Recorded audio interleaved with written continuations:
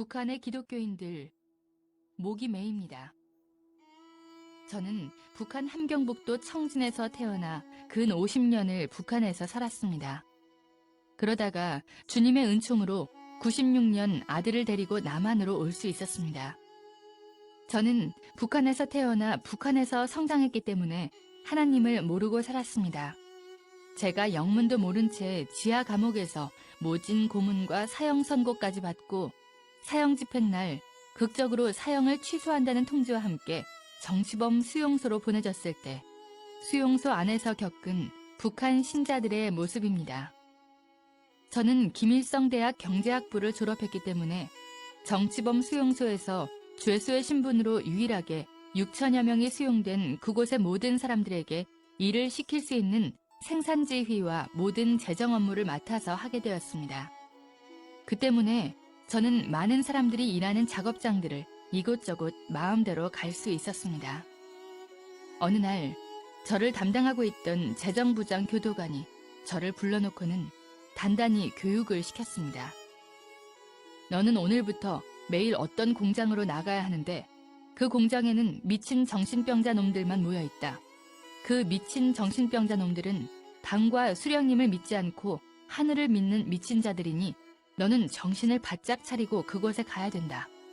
그리고 그 미친 자들하고는 절대 눈길 한번 마주치지 말아라. 그렇지 않고 네가 그 자들이 믿는 하늘을 믿게 되면 네 목숨은 여기서 끝나게 될 것이다. 그런데 거기 가서 그 사람들을 보는 순간 나는 너무 놀랐습니다. 그들은 사람의 무리 같지 않았습니다. 1500도 이상 시뻘겋게 타오르는 용광로의 고열 노동 작업장이었는데 그곳에서 많은 사람들이 움직이는 걸 보았을 때 무슨 짐승의 무리 같기도 하고 외계인 같기도 하고 도무지 사람의 모습을 찾아볼래야 찾아볼 수가 없었습니다. 머리에 머리카락이 붙어있는 사람은 하나도 없었고 얼굴은 해골 같고 이빨이 하나도 없었습니다. 키가 다 줄어들어서 120cm, 30cm 이렇게 땅에 딱 붙은 난쟁이들만 움직였습니다. 나는 가까이 가서 그들을 보았습니다. 전 너무나 놀랐습니다.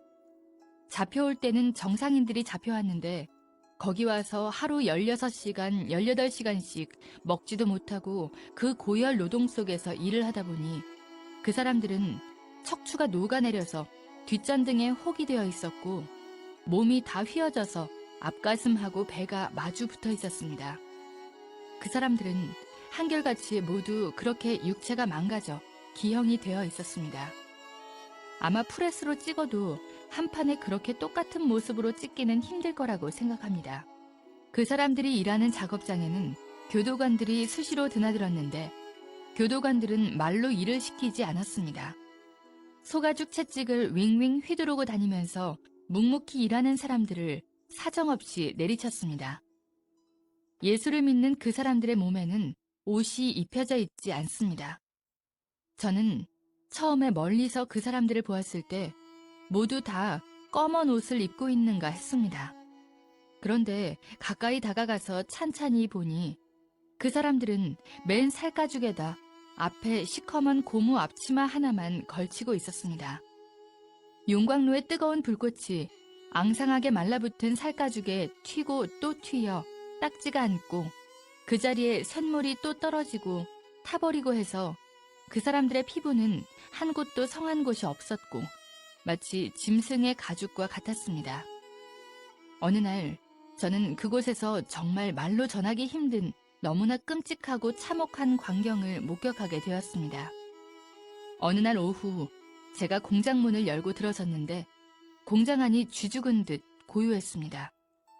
작업장 한가운데 수백 명의 그 죄수 아닌 죄수를 모아놓고 담당 교도관 2명이 눈에 핏발을 세우고 미친 듯이 고함을 치며 날뛰고 있었습니다.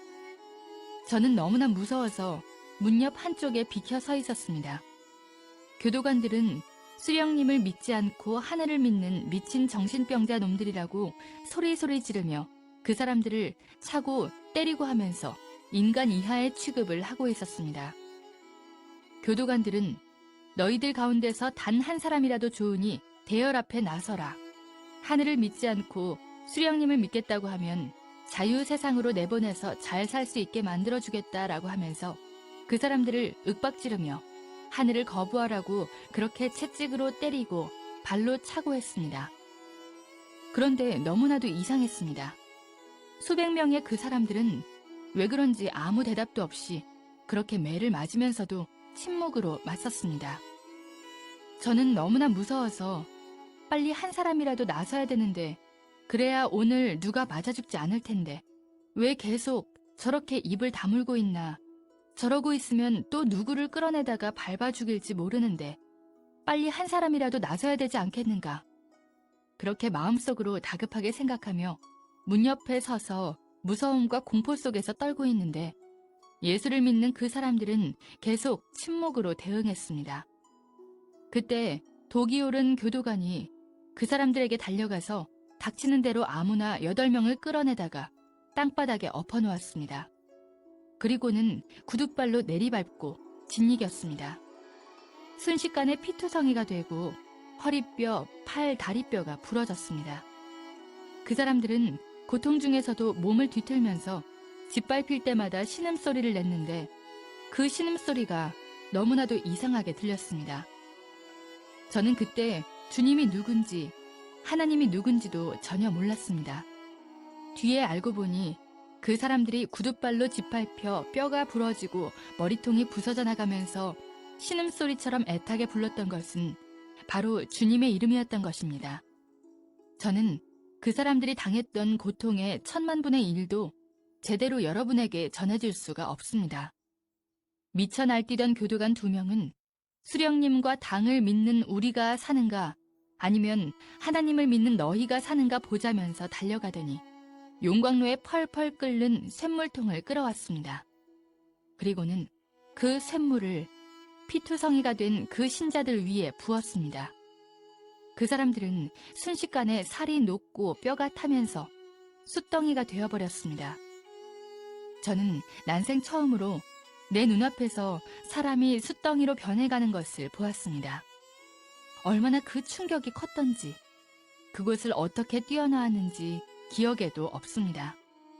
그리고 얼마 동안 도무지 눈을 감을 수가 없었습니다.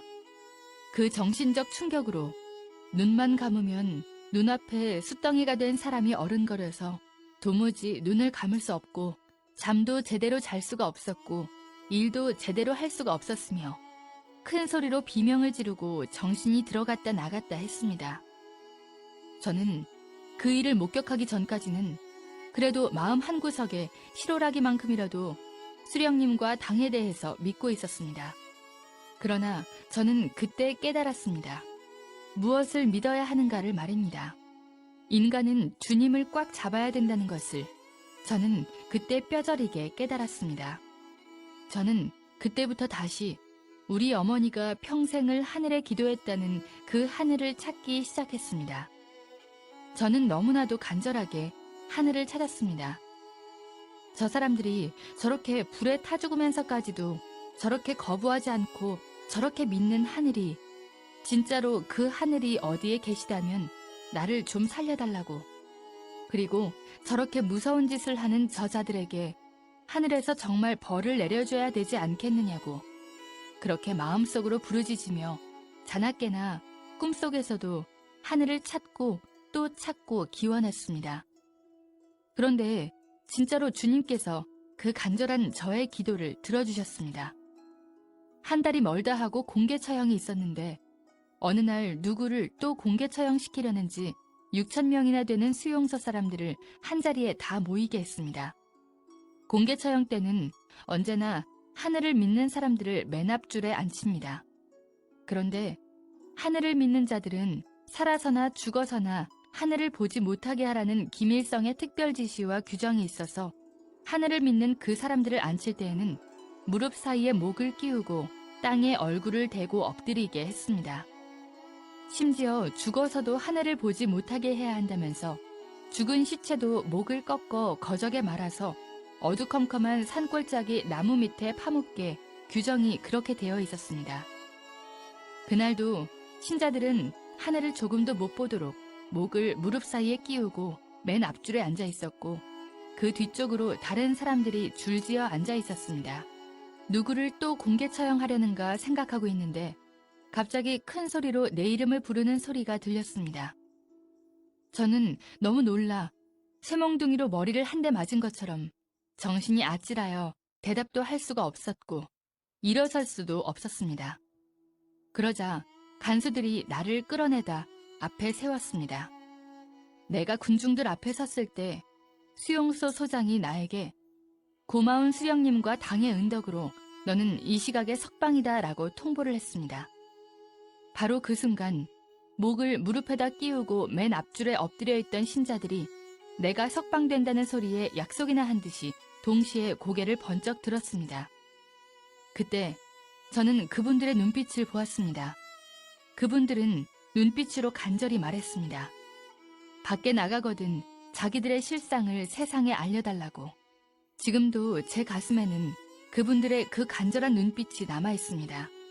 그리고 우리 어머니가 평생을 빌고 또 빌은 그 하늘이 한 번 들어가면 살아나올 수 없는 그 악명 높은 정치범 수용소에서 저를 살려주었다고 굳게 믿고 있습니다. 주님께서 저희 모자를 살려주셨기 때문입니다. 저는 북한의 수용소에 갇혀있는 그 신자들의 눈빛을 절대로 잊을 수가 없습니다. 저는 그분들이 이 시대의 순교자라고 봅니다. 저의 증언으로 인해 북한 신자들의 인권 문제가 150여 개 나라에 나갔고 세계가 떠들었습니다. 유럽의 지식인 100여 명이 프랑스에 모여 북한 신자들의 인권을 위한 성명을 발표하기도 했습니다. 여러분, 자유롭게 신앙생활할 수 있는 것에 감사하십시오. 그리고 북한을 위해 기도해 주십시오.